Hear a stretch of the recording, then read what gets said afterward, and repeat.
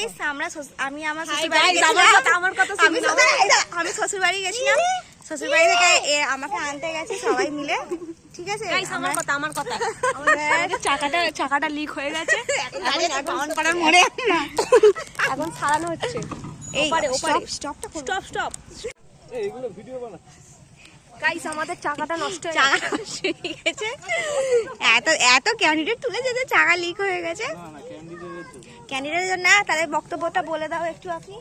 বক্তব্যটা হচ্ছে পাম্প থেকে আমরা হাওয়া দিয়েছি তো, হ্যাঁ ভ্যালটার প্রবলেম ছিল। প্রবলেম ছিল, ভ্যাল বসে গেছে। বাউনপাড়ায় এসে ভ্যাল বসে গেছে।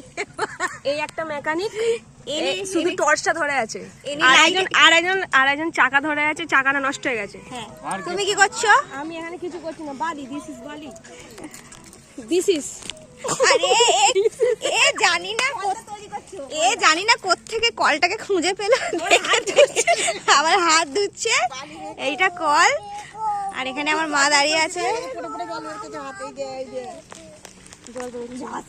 সবাই ব্যস্ত এখন।